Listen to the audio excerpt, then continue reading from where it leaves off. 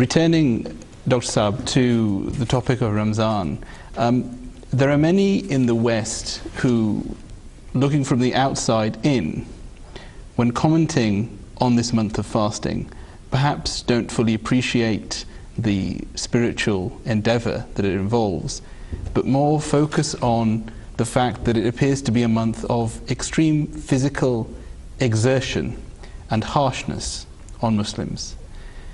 Could you perhaps give some insight into the wisdom and rationale of fasting in this blessed month? Yes, the people from the outside must certainly see it as something which is harsh, but that, I think, is a relative term, because we who actually experience it realize that it is not a harsh activity. And practically this is something that in our families we also see that this is something that is easily possible. The thing is that in the West especially, we have become accustomed to a very easy lifestyle in any case. And as far as food and drink are concerned, that is freely available 24 hours of the day, and people often take to it also on those times as well. However, fasting is only for a small number of hours during the day. The summer months here in England at the moment may be slightly longer, but that is not to say that we are going to starve if we don't eat or drink for that length of time. But at the same time, there is great benefit in putting yourself under some hardship. In the West, they also say, no pain, no gain. And this certainly is true for physical activities as well. If you are an athlete and you want to train yourself, then you have to put yourself under some physical pressure. And this is also the case with spirituality as well, that if you would like to gain spiritual beneficence from an activity, then you have to undergo some form of hardship as well. And this is a relative term for us, and we find that when we fast, because we are more aware of the spiritual benefits of fasting, then it becomes second nature to us to be able to go without food and drink for a small number of hours. But what they don't realize is that it is not the going without food or drink which is of importance. It is all that is related to it. And when they come to realize that yes, it does make you a better person to work with or to live with or to interact with, because that is what the fasting also teaches us, is that there is no foul language, you don't pick any quarrels, you don't pick any arguments, and this is the important aspects of it as well. So as a physical exercise, there is some hardship, but it is a relative term, and if there is that hardship, then it does medically also benefit you, because this is something that has been proven that it is of beneficence to you. So in that respect, I don't feel, I'm biased anyway, but those around me at work also, I mean, they have become accustomed to this, that they don't feel that it is such a hardship that I'm putting myself under. Dr. Sab has mentioned there are only a few hours, you say that there are only few hours of the fasting time.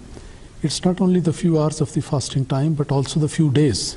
Right, yes. Because the Holy Quran has also mentioned before, where the subject of Ramadan has been mentioned, and this thing has been mentioned, that this practice has been prescribed for you as it was prescribed for the people before you.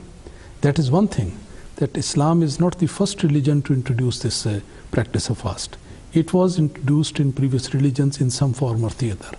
Islam has made it more elaborate, more precise and more defined type of practice.